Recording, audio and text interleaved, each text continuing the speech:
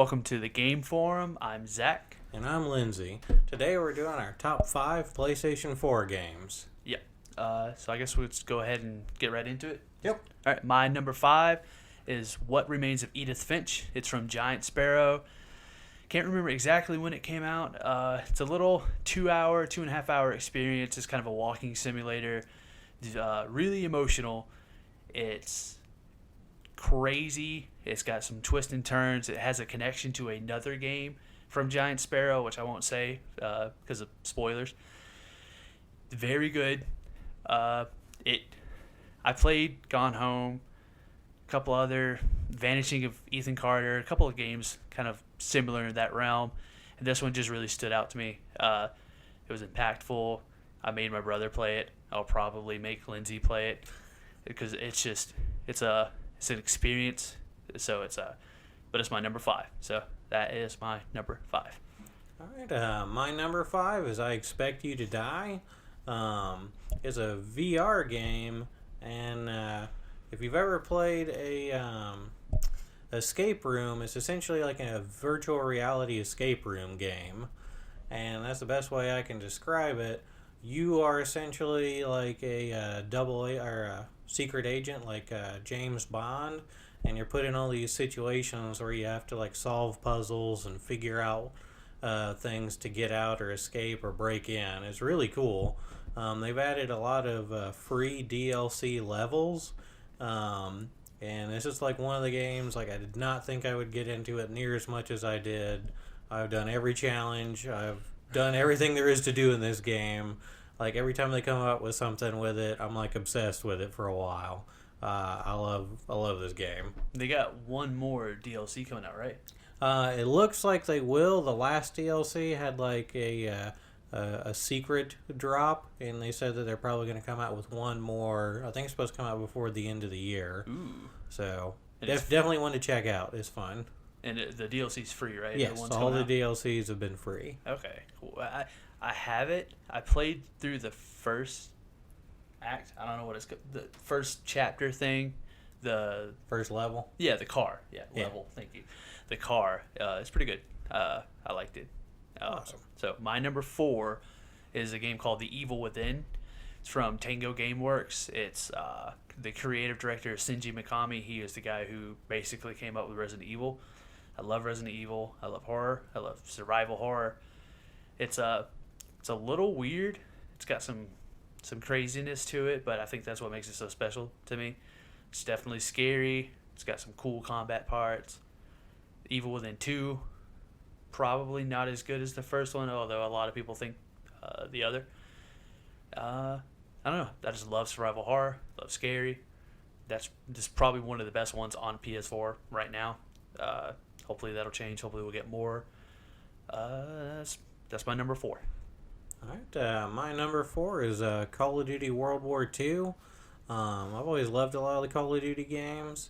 I had to try and figure out which one was my favorite on PlayStation 4. It was either going to be this one or Advanced Warfare. I loved Advanced Warfare, the exosuit stuff, but to me, World War II, I felt like was like the most balanced Call of Duty. Everything, felt like about as strong as it should be. There was no like cheap gimmicky gun that was just like ridiculous. I love the amount of customization in the game where you could essentially make yourself look like however you wanted to look. I really liked how they had continuous like events for seasons. So they'd have like a winter event, they'd have like a summer event. Each event, they'd change a couple levels around. They'd add in new customization stuff, new guns, new gear. Stuff like that, I think really, gets you sucked in and keeps you playing a game. So overall on that, I really thought it was a pretty solid game. That was my number 4. Cool. All right, my number 3 is Detroit Become Human. It's from Quantic Dream. So I've had the first game I played from them was Indigo Prophecy. I've had a little bit of a rocky relationship with them. I did not like Heavy Rain. Did not like Beyond Two Souls. So when Detroit came out, I was like, I don't even care. I think I game flighted it. I was just like, all right, whatever, I'll just play it. And I was just blown away. The story choices, the the different paths you can take. The actors were amazing. The dialogue. There were some gameplay moments that are in the game that are just like, it's completely blew me away. I guess if you haven't, I love story-based games. This was just right up there with the best of them. Pretty short. Well, it's like, I don't know, maybe 6-8 hours. You haven't finished it, right? You've played it though. I think I got to finish up the last couple of missions. I got distracted on something else. It is so good. It is very good what I played of it though. But I mean, there's really nothing else to say about it. It's pretty, it's a short and sweet game. A lot of people don't like it, but also a lot of people don't like that style of game. But for me, it's definitely number 3. All right, my number 3 is Gundam Breaker 3. I've always been a huge fan of the Gundam franchise. I love customization games, and this game, the best way I can describe it is Armored Core meets Dynasty Warriors. So essentially, like, and instead of just getting one of the mecha from one of the other games that's just pre-set up and that's just the one you're using, in this game you get to pick and choose how to customize your mech. You can add missiles, you can add a head from one mech, legs from another, a weapon from another, and essentially you end up designing just a horrendous killing machine. And you go out there and you just down hundreds and sometimes thousands of enemies on certain levels, just with waves and waves of enemies. And then every once in a while they break it up and give you like one giant boss to fight. Overall, I just loved it. A lot of fun. If you're into those kind of type of games. Yep. Number 2 is God of War. Not a lot that I can say about this game. There's a lot of people that love this game. I love this game. The story's amazing. The graphics, the gameplay, the Leviathan axe.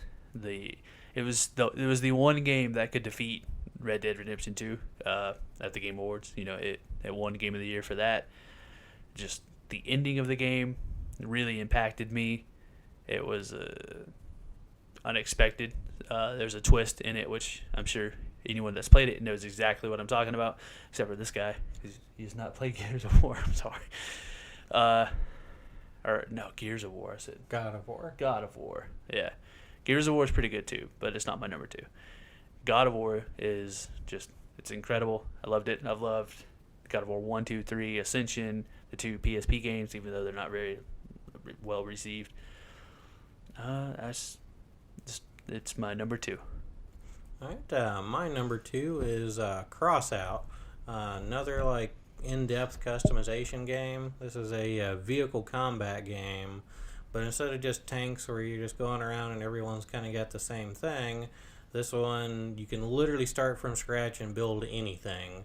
The longer you play it, the more parts you can add on to your vehicle, the more weapon variety you get. You can have anything from like a Mad Max style, like junker vehicle, to like a slick off the production line, like polished tank, or a stealth cloaking device hover vehicle. Everything from missiles, flamethrowers, laser cannons, you name it, they've put it in here, and you can use it in any combination of that. I think the game has a really interesting tone to it because you can really dive in and suit to your play style. So if you want to play one way, you can. If you want to change it up and do something else, you can too. They're always adding in new parts, new events going on. I love it when games like, they don't just have everything sit there and be stale. They're always adding in new stuff to keep it fresh, to keep you coming back playing. I think that's a lot of fun. Oh, yeah. The only thing is it gets a little grindy, especially toward like the higher level stuff. I will take that off a little bit. But overall, really fun game, and it's a free-to-play game, so definitely worth checking out. Oh, yeah. Yeah, free games are good. Except for Fortnite. My number 1 is Bloodborne. So I played... I dabbled with, I think it might have been 2. Or Dark Souls 2. And I didn't really like it. I couldn't get it. Didn't click. And then Bloodborne came out. My brother was like, you just got to play it. I really liked the gothic aesthetic, the gothic horror aesthetic. Just like, all right, I'll give it a shot. And I don't know, it clicked. I remember the moment it clicked. It was just like, oh yeah, this game's pretty good. And I actually went and played Dark Souls 1, 2, and 3. Loved those. Bloodborne, it was just, the music's amazing. The Cleric Beast boss fight music is just incredible. Just, it was amazing. The lore that is seeped into this game is awesome. You know, it's one of the few games that I have spent hours watching videos on YouTube talking about, like, the connections, the stories, you know, the lore basically that's built into this game. And I don't know, it was incredible. I really liked it. So that's my number one for PS4. All right, my number one is going to be For Honor. When I first heard of this game, I've always liked the medieval stuff. I really had my fingers crossed, but I was kind of scratching my head on how they could have a Battlefield-style game with swords. I was like, I don't really see how that's going to work, but I hope it's good.